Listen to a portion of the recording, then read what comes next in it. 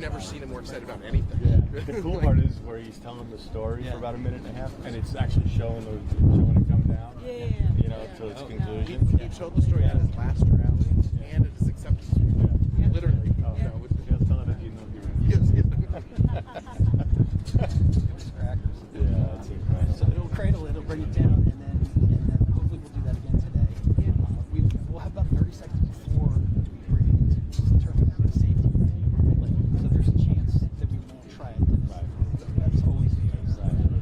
But assuming you do, you'll land there. And then the second stage, we'll go around the Earth, and we're going to be in space, and the engines will turn off, and then we're going to relight the engines, which is what you do for what they call long coast missions. So it's practicing that, and then we're also in a open on the upper stage too. We're satellites, so we're going to practice that, and then that'll come back and carry on with our landing and range, and that'll be it. And that's really very cool stuff. Well, this is our during this term here, Americans to the moon, right? So we'll get that done. We're working really hard.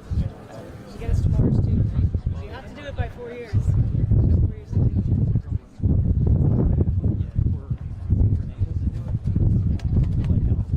So how long is the preparation for today's? And I know everything was there. Yeah. So you were able to do it that. So you'll see later on today. We're doing this. It's sort of a machine to build a machine. So we're building one rocket. So it used to be you build like one rocket. Right. This is basically automotive manufacturing style. You'll see rocket after rocket after rocket. And the idea is you have a fleet. Set them up. Ready to launch on the plane.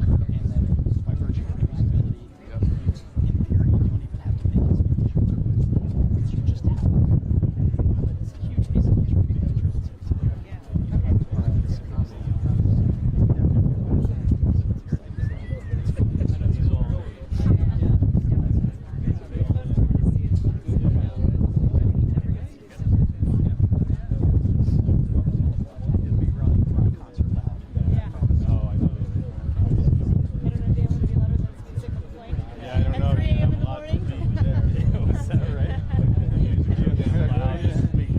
We were going like 48 hours a day, and it was literally like just we all had it. What's the music of choice?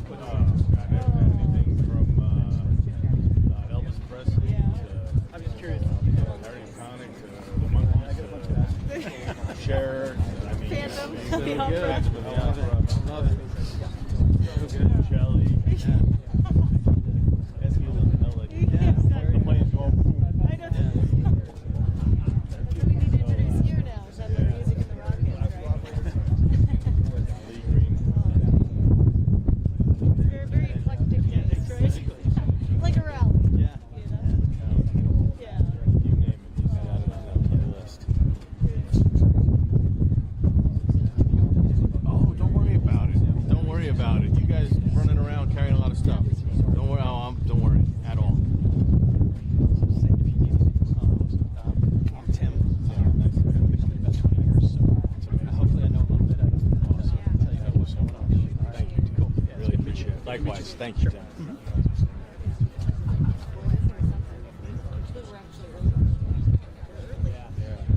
You ready?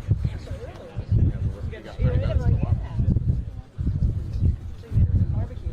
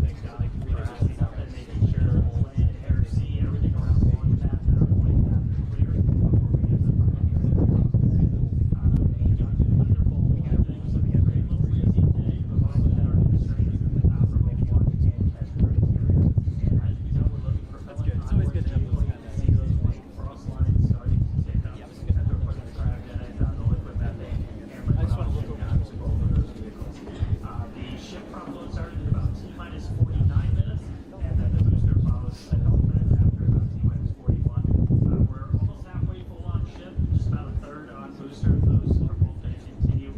So we're about 3 minutes, 20 seconds before liftoff last shift. And then the booster's going to close out in about 2 minutes and 50 seconds. To that last final minute, even if it's getting to the spot more than getting off the launch pad. The countdown starts. Everything will look very familiar if you watch Flight 5. Assuming you did. But you're going to see the end of the starting point 9 and about 3 seconds before liftoff. They're going to start up 3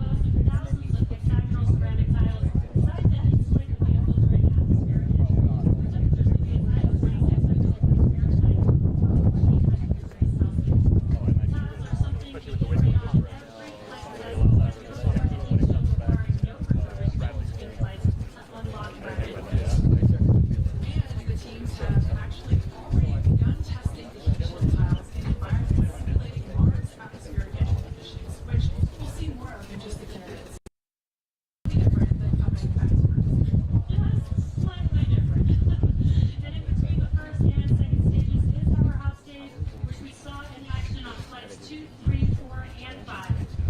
So let's recap that last flight to understand what we accomplished and how that's changing for today's flight. On October 13th, Starship successfully lifted off at 7:25 a.m. Central Time from Starbase. Gorgeous sunrise in the center that was very quickly followed by the hot stage separation here, as well as multiple previous Starship flights. The booster then performed a flip maneuver, boost back burn, and then jettisoned that hot stage, which you see there. The booster then performed its boost back burn, which brought it back on trajectory to the launch tower that was moving off the coast.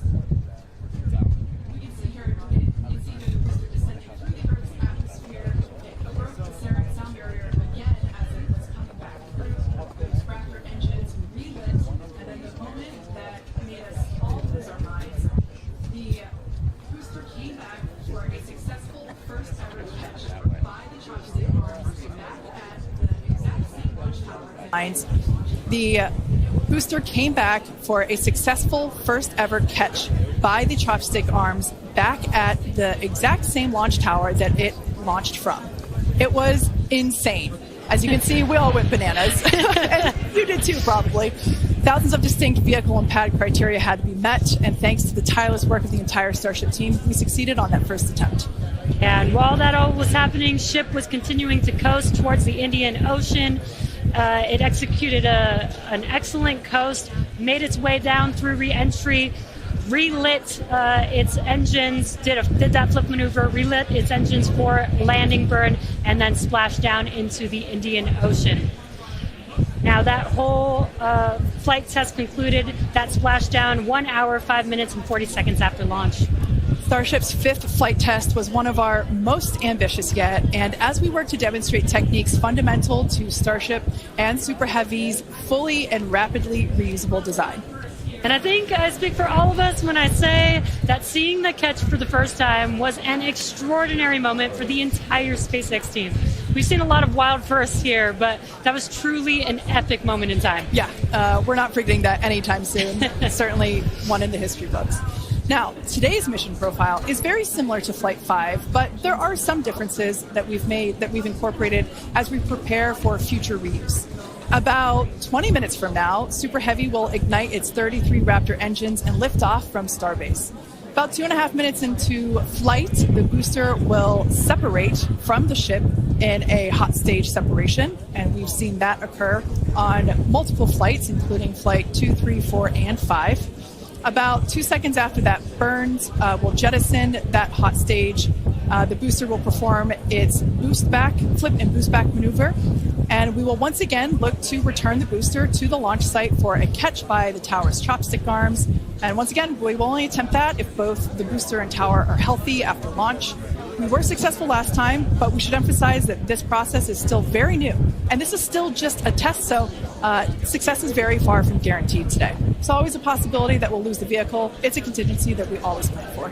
Yeah, exactly. Now, while the booster is doing its job, the ship's 6 engines will remain lit for a few minutes before shutting down and then going into the coast phase. The ship will coast for a total of about 40 minutes or so, reaching a peak altitude of approximately 213 kilometers. Now, one additional objective for this flight during coast is an in-space burn using one of ship's Raptor engines. Doing a burn while in space will build confidence that we can do deorbit burns, which is a key capability for upcoming orbital missions. Now, after the coast phase, the ship will attempt a controlled re-entry, and if ship makes it all the way down, we'll once again perform a flip and landing burn before splashing down in the Indian Ocean. Yeah. Now, there are some notable changes to our entry plans for this flight, and they will intentionally push the ship to, and very likely beyond, its limits. This includes several thermal protection upgrades and operational changes as we prepare for future ship catch and reuse. Today's flight test will also test new secondary thermal protection materials, and entire sections of the heat shield has actually been removed in certain areas. And on top of all of that, we're going to fly the ship at an aggressive angle of attack once it's moving slower than the speed of sound. Now, this means we'll be flying nose down instead of our usual belly flop orientation during final descent. This will no doubt stress the limits of the flap's ability to maintain control, but it will be a chance to get real flight data on what our limits actually are. So, to put it as bluntly as possible, do not be surprised if this is not a smooth flight to splashdown today. We are intentionally looking for how far we can push and discover the vehicle's true limits as we plan for future ship return and catch. And even though ship recovery is not expected today, the telemetry and data we receive all the way to the end is what we're looking for and what will help us get to a rapidly reusable Starship of the future. Now, just like Flight 5, one of our objectives for Flight 6 is attempting to return the booster to the launch site to be caught by the tower. The booster for this flight has upgrades to add redundancy across its propulsion system, increase the structural, as well as increasing the structural strength in a few spots. We've also implemented a few changes across both ship and tower to try and speed up the post-catch timeline. Returning vehicles to the launch site leverages the same hardware that we use for stacking ahead of flight, making our infrastructure multi-purpose. And in order for us to achieve that rapid reusability that we keep talking about, we need a quick turnaround. And you can't get much faster than returning the launch vehicle right back there to where it needs to launch from again. Exactly. In this video, you can see our original render of booster catch alongside the actual footage of catch from Flight 5. This video is just mind-blowing to see the predicted versus reality. And just like the last flight for today's booster catch, there are thousands of criteria that need to be met in order to proceed with catch. Automated checks have to indicate we have a healthy booster and a healthy tower, and the flight director must issue a manual command which is informed by manual checks from the flight control team. If this command is not sent prior to the completion of the boost back burn, or if automated health checks show unacceptable conditions with Super Heavy or the tower, the booster will default to a trajectory that takes it to a landing burn and soft splashdown in the Gulf of Mexico. I remember when we first heard the call out that tower was go for catch on Flight 5, and wow, I still get goosebumps when I think about that moment. Now, for today's test, just like Flight 5, we're only going to catch if everything on the booster and the tower checks out after launch. As always, we accept no compromises when it comes to the safety of the public and our team. And so to that end, the area around the pad and the flight path are cleared in advance. A lot of things have to go right in order to line up the booster catch. So if all criteria is met, we will attempt to catch, but there is a chance that we may not. Either way, we'll be getting tons of in-flight data, which is extremely valuable. Exactly. That first catch was pretty epic, though, so like you, we'll be keeping our hopes high to see another one this afternoon. Now, Dan, you got to see it in person last time. Are you mentally prepared for a possible round two? I mean, probably not. That was pretty hands down the coolest thing I've ever seen, and the fact that we're going to do that every time now breaks my brain a little bit, but it was absolutely incredible. One of the unique aspects with Super Heavy coming back is it does generate a sonic boom. This is something commonly associated with reusable spacecraft. It's coming in faster than the speed of sound and then slowing down. It creates that pressure wave that builds up, and then when it reaches you on the ground, that rapid change in pressure is that quick thunderclap sound that you hear. Now, generally the only effect is that thunderclap sound, but if you're not expecting it, it's definitely going to get your attention, and we were able to hear it last time. The impact of, or how loud it is, changes pretty dramatically. And in this video, you can see as we were descending, and there was kind of that quick triple pop that you heard. Now, that was picked up from closer to the pad. Most people at our distance and further away, you're only going to hear one or two as they're happening kind of so on top of each other that it might just sound like one big bang. But as I said, that's something that's only associated with spacecraft being reused. We hear it with Falcon 9. We heard it during Shuttle. And looking forward to hopefully hearing it today. Just a quick status check, though. We're about 85% full on ship, almost 2/3 of the way full on booster, continuing to count down about 13 and a half minutes, a little under that, until we lift off today. But still looking good. I'll check back in with you guys in a few minutes. Back over to Jesse and Kate. Thanks, Dan. Yeah, I think Dan said it really well when it really does hurt the brain to think that this is going to be the norm, that this is just the beginning. Every one of these flights is a step closer to a fully operational Starship that will take us beyond Earth orbit. And with our pace of rapid iteration here, the Moon and Mars are not nearly as far in the future as you may think. In fact, we're planning to send Starships to Mars as soon as 2026. Which is when the next Mars transfer window opens, which is under 2 years from now. Now, you might be familiar with the Starlink logo, which you see there on your screen. It's an iconic representation of the Mars transfer orbit, also called the home and transfer orbit. This transfer window, or the time between the time when Earth and Mars are closest to each other, opens every 26 months and is only open for about 2 to 3 months at a time for a vehicle with Starship's power. Lining up a launch to Mars is similar to how we launch to the International Space Station, where we time the launches to match the station's orbit. If we didn't do this, we would need more propellant and more time to get there. So the first opportunity we have to fly Starships to Mars, we plan to go for it. These first flight tests to Mars will be uncrewed and will test the reliability of landing in tech. If those landings go well, the first crewed flights will soon follow after that. Right now, our flight tests are focused on proving out reusability of both Super Heavy and Starship. In 2025, we'll continue that focus while also potentially flying our first Starlink missions and demonstrate capabilities central to our role in taking astronauts to the Moon as part of NASA's Artemis program.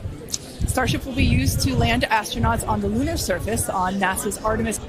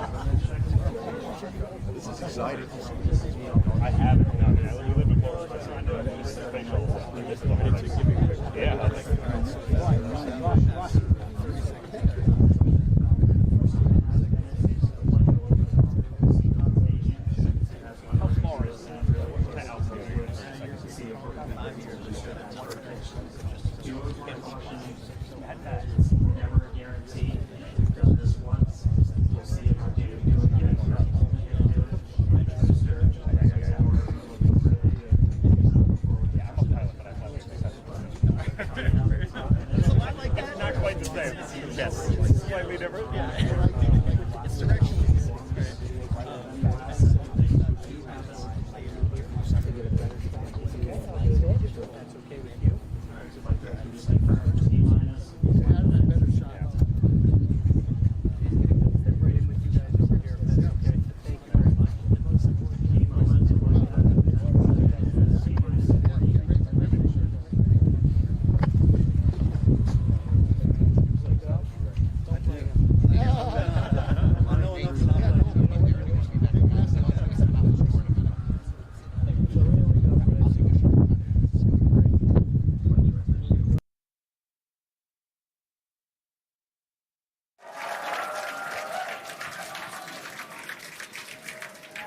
Flight directors go for launch. All right, we're now T-minus 20 seconds until liftoff of Starship Flight 6. This will mark our second attempt to catch the Super Heavy booster at the launch tower, as well as 10, 9, 8, 7, 6, 5, 4, 3, 2, 1.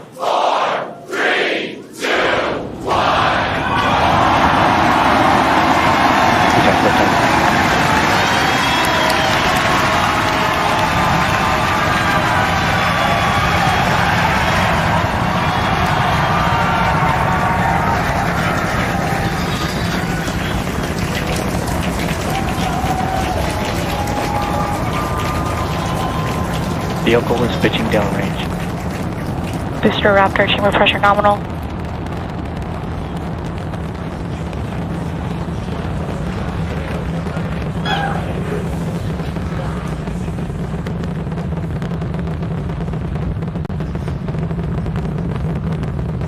Booster and ship, avionics, power, and telemetry nominal.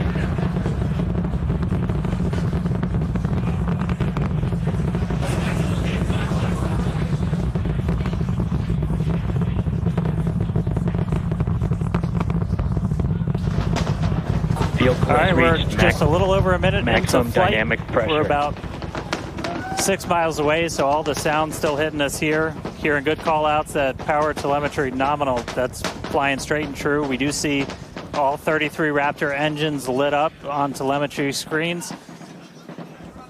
At this point, we've passed through that point of maximum aerodynamic pressure, that max Q. Now, coming up in just a little over a minute from now is going to be hot staging. So we're going to see the 6 engines on the ship ignite while still attached to the booster. Just before that, we'll see all but 3 center engines on the booster shut down. In what we call MECO, it's most engines cut off instead of main engine. And so while we continue to watch it go up, a lot of our flight controllers looking at all the systems around the tower. Again, we have to send a manual command.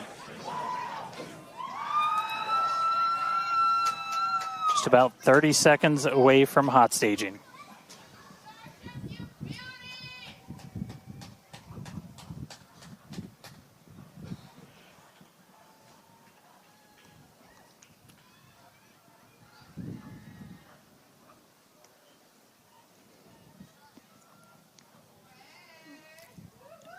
And we heard the tower is go for catch. Booster engine cut off.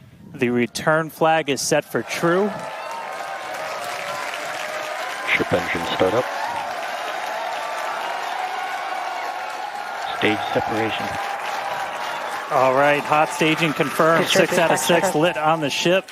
Booster boost back going. We heard that we are go for catch. Kate, Jesse, take out the views. Hopefully I got a booster coming home real soon. Wow, from our view here, Dan, great views of planet Earth behind that Super Heavy booster. Right now it is performing the Ship boost back burn. nominal. Good news there, telling us that the pressures inside the ship are good. That is the second stage, or the upper portion of the vehicle. Follow along with the telemetry on the bottom of your screen. Yeah, booster is currently, Super Heavy is currently in its boost back burn. This boost back burn, Avionics, power, and telemetry nominal. this boost back burn lasts just a little bit over a minute. So we've got a little approximately 30 seconds left. We've had shutdown of that boost back burn. Up next will be hot stage jettison. The view from the camera on the left, or from the booster on the left-hand side of your screen, and then tracking cam there on the right-hand side of your screen. We'll see those grid fins. Booster offshore divert. And we can also see that the hot stage has been jettisoned. Yes, visual confirmation of that there on your screen, which is great. Now the next Starship is following a nominal trajectory.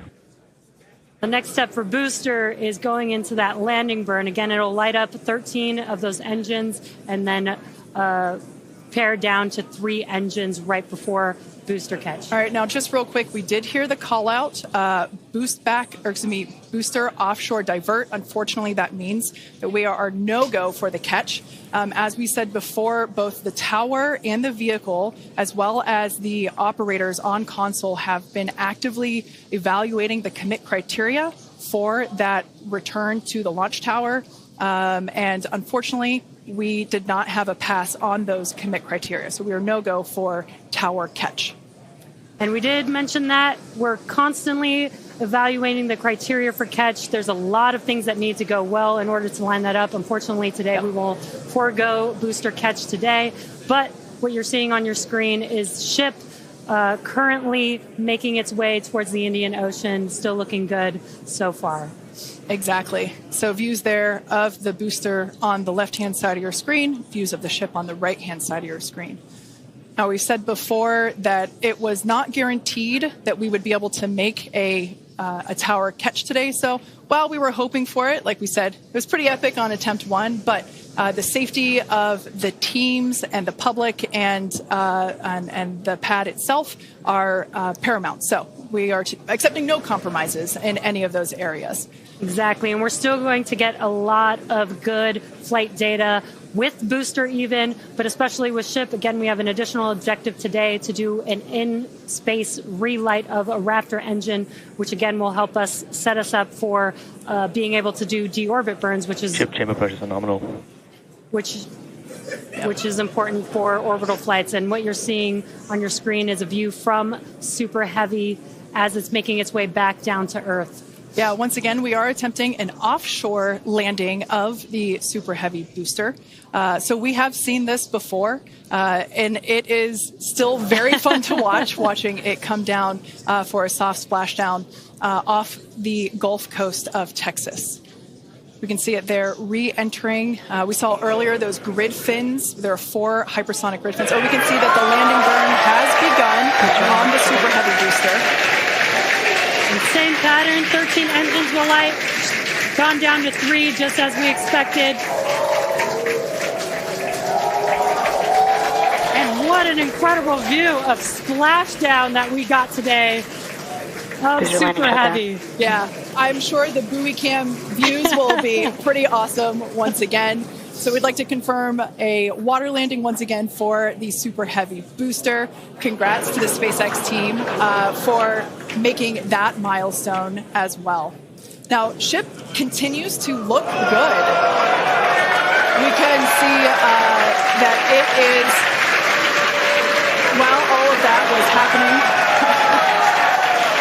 the crowd here in Hawthorne continuing to react to all these amazing views that we're getting. The next milestone is... Starship is in terminal guidance. Great news there.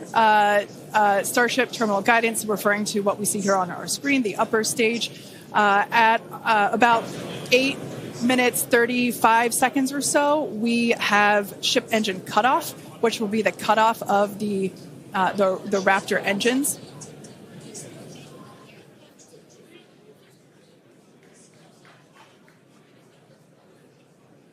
We can see on our screen ship giving us some incredible views brought to us by Starlink. This view is also very interesting because we can see basically the receding tile line that we referred to earlier, where we mentioned we have removed a number of heat shield tiles in order to test out and push the envelope on the ship and demonstrate what its capabilities are. Ship engine cutoff. And there we just heard call out for SECO, ship engine cutoff. Great news there. Everything continuing to look awesome for ship. Full view looking aft on ship here. Ship, FTS is saved. Nominal orbit insertion. There's that call out we were waiting for. Confirmation of good orbital insertion for ship today. It has been a very exciting afternoon so far. We'd like to send it back over to Dan, who can give us that live view experience. Dan, once again, are you okay after witnessing another Starship launch? Yeah, totally fine. You guys have to be jealous. This is the only way to do this. This is fantastic. No, it was really cool to see it lift off 33 out of 33. Didn't go for the booster catch today. Initially, we were good, and then we tripped a commit criteria and did the offshore divert. So we went and did that water landing, as everybody saw. We'll dig into it.